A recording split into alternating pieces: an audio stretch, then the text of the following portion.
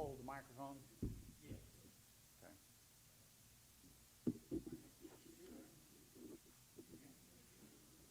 Are we doing an invocation? We're not doing an invocation, are we? Okay.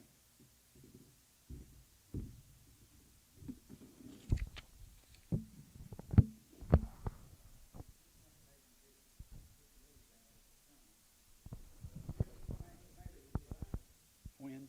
Okay. Good morning. Good morning and welcome to the 83rd Annual Membership Meeting of Pemiscot Dunklin Electric Cooperative. My name is Johnny Dalton. I'm the cooperative attorney. This is our second year for the new annual meeting drive-through format. Thanks to everyone for accommodating our new way of doing things. We welcome any input that you may have for improving our future annual meetings. Before we get to the business meeting, I'd like to introduce the Board of Directors.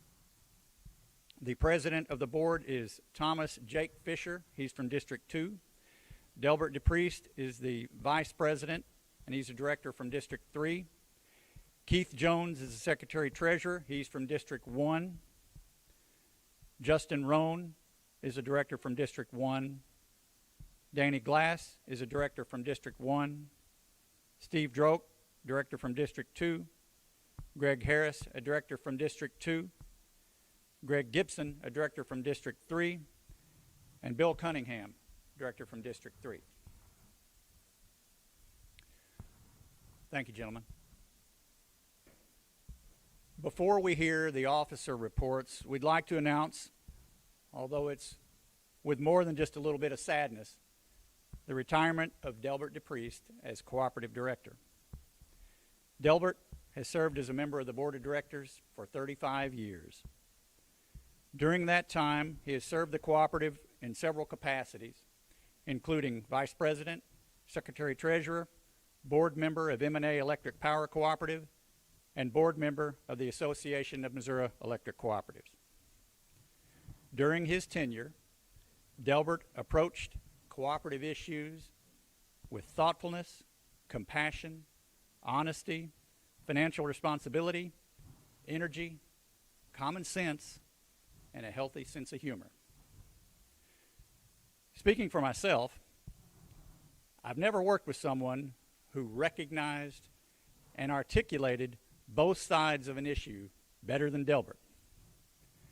Frequently, because it was important to Delbert to engage in a full and fair discussion of an issue, you couldn't tell which side of an issue he stood for.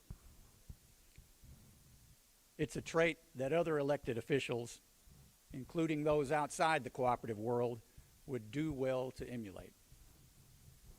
Delbert's service improved the lives of cooperative members, employees, and friends, and in doing so, Delbert exemplified the cooperative spirit. We're going to miss him. Thank you, Delbert. Now for the officer reports. And the first report is the report of the president, Thomas Jake Fisher.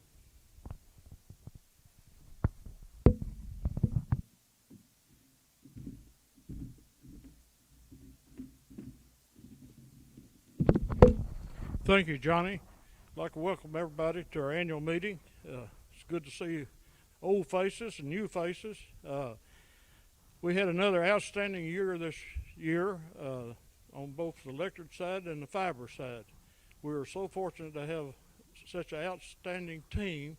You know, as I've said every year, any organization is only good as the employees. The brick and the mortar don't mean anything. It's the employees is the heart of any organization.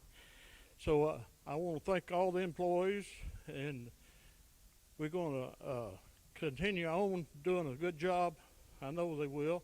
And I'd like to say, Delbert, on behalf of the board, we're going to miss you. I wish you and Benny the best in the future, and you always be welcome to come back and visit us. Now, as Winston Churchill said, a good speech should be like a woman's dress, long enough to cover the subject and short enough to keep you interested. So I wish you the best. This will be my last report as the president. I'm going to step down, but it'll be a good leadership. I appreciate all the support over the years and wish you the best.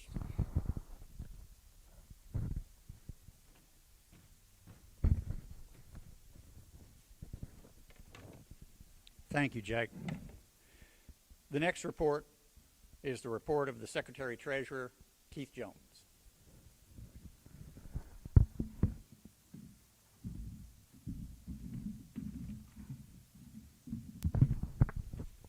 Hello. This is our 83rd annual membership meeting of Pemiscot Dunklin Electric Co-op. You have received a copy of our financial statement with your annual meeting notice. Your cooperative assets total $92 million.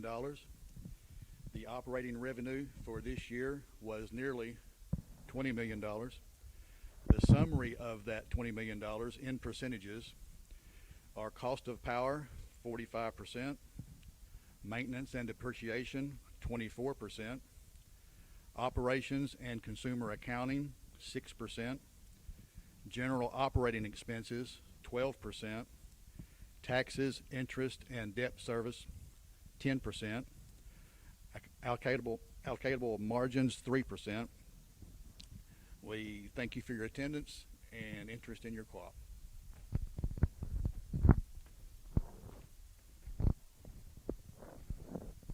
Thank you, Keith. Next up is the report of the General Manager of Pemiscot Dunklin Electric Cooperative, Jamie Vaughn.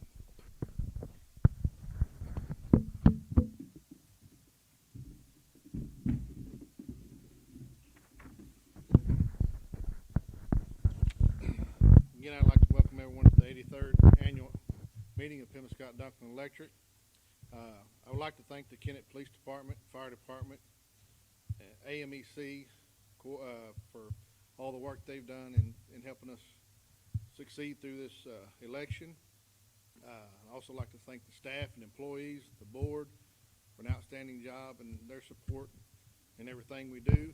The cooperative continues to improve the system, reliability daily, and it's an ongoing process.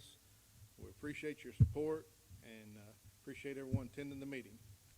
Thank you.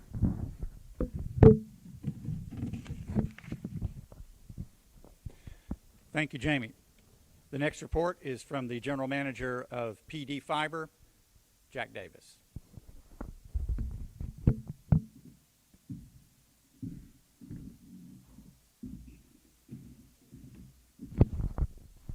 Thank you, Johnny. I'd like to thank everyone for tuning in and participating in our annual meeting. Talk a little bit about PD Fiber and the progress we've made and where we're at right now. Our project, for some of you that may not know, began back in 2017.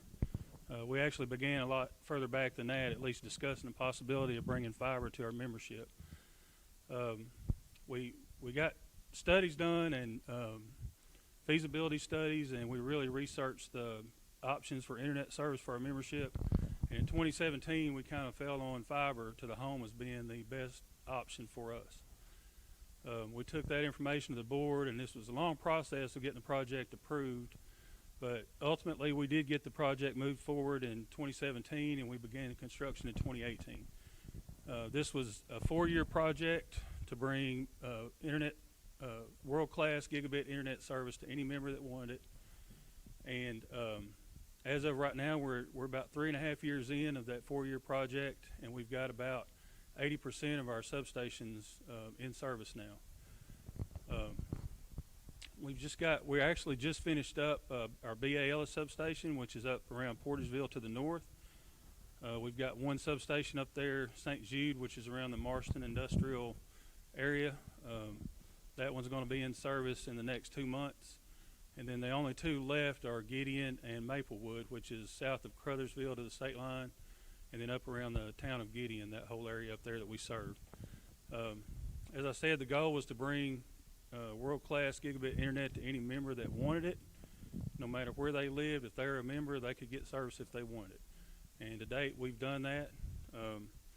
We look forward to completing the project and then see where we go forward from there. Right now we're looking like we'll be done with construction by March of next year. There are a few people that I'd like to acknowledge. Our former CEO, Tim Davis, who's here today. Without him, this project would have never got started. He really went to bat for this and did the research and took it to the board, and that's what it took to get the project moving forward. So I really appreciate him and the work he did on it. I'd also like to thank our board. Our board has been awesome. They've supported us every step of the way. They do their due diligence and they research everything, and we present the information to them, and there's a lot of discussion with it. They don't take it lightly, and we really appreciate their leadership and where they've taken us with this project, and we look forward to where we go in the future. And I'd also like to, Johnny mentioned, but I'd like to thank Mr. Delbert D. Priest, retiring board member, for his years of service with the co-op. So we're extremely proud of our fiber project, and we look forward to where it takes us in the future.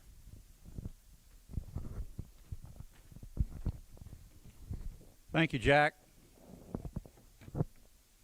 That concludes the officer reports. We're now to the business meeting section of the annual meeting. Our order of business is determined by Article 3, Section 6 of the Cooperative Bylaws. The first item, according to those bylaws, is the attendance report and determination of a quorum. For a quorum, which is necessary to allow us to conduct business today, the Cooperative's bylaws require 2% of the first 2,000 members, that's 40, plus 1% of the remaining members. For 8,600 members, that means we have to have 106 members to conduct business. Voting records so far this morning show that 300 members have voted thus far, which well exceeds the minimum required for a quorum. So we can continue. The next item on the agenda is the approval of the official notice of the meeting and the approval of the proof of mailing of the official notice of the meeting. This business item appears on the election ballot, and we'll announce the result after voting closes at 1 o'clock today. The next item on the agenda is the approval of the minutes of last year's annual meeting. This business item also appears on the election ballot, and we'll announce the result after voting closes at 1 o'clock.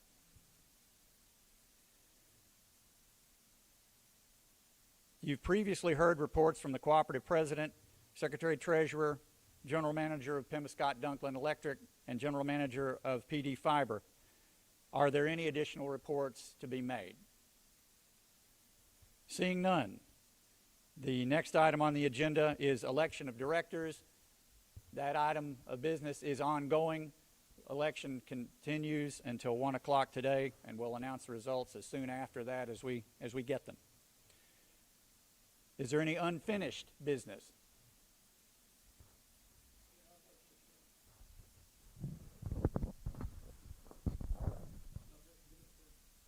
You will, so the camera can get you.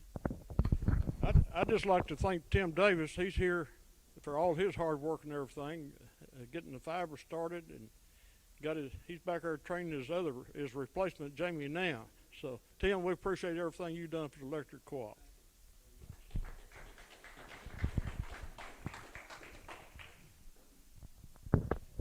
Tim's also getting some retraining in his retirement. And he told me a story about his grandson this morning, which I probably shouldn't repeat, but it is worth retelling. So ask him about it. Is there any new business? Seeing none. For those of you who are participating in the meeting through our website, website or Facebook page, please feel free to message the Cooperative with any questions, comments, or issues you have. I'd like to remind everyone that hasn't voted yet to come out and vote. Again, that's drive-through voting, same as last year. You don't even have to get out of your vehicle to vote. One more time, voting closes at 1 o'clock. We'll announce the election results at that time. Seeing no other business coming before the meeting, the business meeting is now adjourned. Thank you.